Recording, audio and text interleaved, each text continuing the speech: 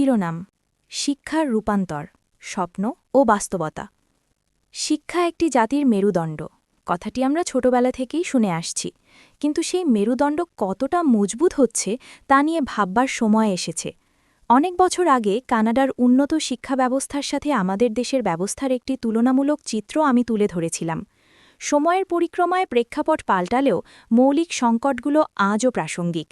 শিক্ষকতার মর্যাদা, মানসম্মত শিক্ষা এবং শিশুদের কাঁধ থেকে ভারী ব্যাগের বোঝা নামিয়ে শিক্ষার আনন্দ ফিরিয়ে দেওয়া কেন জরুরি তা নিয়েই আমার এই পুরনো কলামটি আজ আবার আপনাদের সাথে শেয়ার করছি। আশা করি এটি আমাদের নতুন করে ভাবতে উদ্বুদ্ধ করবে। মূল লেখা: কানাডায় শিক্ষা ব্যবস্থা ও আমাদের শিক্ষা ব্যবস্থা। পাঠক, শিক্ষাই জাতির মেরুদণ্ড। সে শিক্ষা ব্যবস্থার অব্যবস্থাপনা ও দুর্নীতি অসৎ অযোগ্য আমাদের মেরুদণ্ডহীন করে তুলছে ক্রমশ।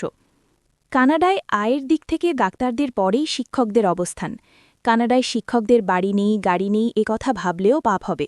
আমাদের দেশে সম্মানজনক দরিদ্রতম পেশা হচ্ছে শিক্ষকতা। আমাদের শিক্ষকদের বেতন ভাতা বাড়ানোর জন্য আমরণ অনশন করতে হয়। কানাডায় প্রাইমারি, হাইস্কুল, কলেজ, ইউনিভার্সিটির অভাব নেই। এখানে কুলিন ভিত্তিক বা এলাকাভিত্তিক স্কুলিং ব্যবস্থা নেই। সারা কানাডায় শিক্ষার মান একই। বিশেষ এলাকাভিত্তিকের জন্য ব্যত্যয় ঘটে না। প্রতি ৫-৭ মিনিট পরপরই স্কুল রয়েছে। ইচ্ছে করলেই একজন অভিভাবক তার সন্তানকে তার নিজ এলাকা ছেড়ে অন্য এলাকায় পড়াতে পারেন না। তাছাড়া সব এলাকায় শিক্ষার মান একই। এখানে ধনী দরিদ্র বৈষম্যের শিক্ষা ব্যবস্থা গড়ে ওঠে না। এখানে ধনী দরিদ্র একই শিক্ষকের কাছে একই পাঠ গ্রহণ করে। এখানে অভিভাবককে ভর্তি ডোনেশনের জন্য ভয়ে অস্থির থাকতে হয় না।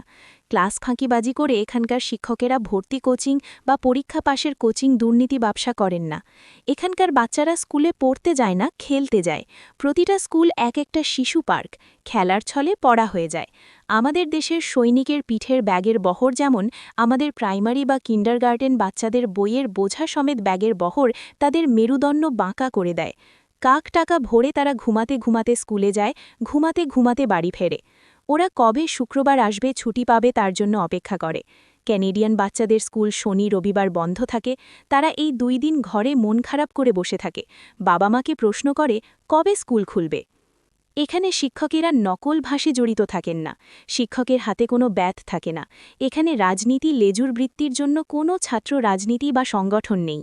যারা রাজনীতি চর্চা করতে চায় তারা রাজনীতির উপর পড়াশোনা করে পাণ্ডিত্য অর্জন করেন।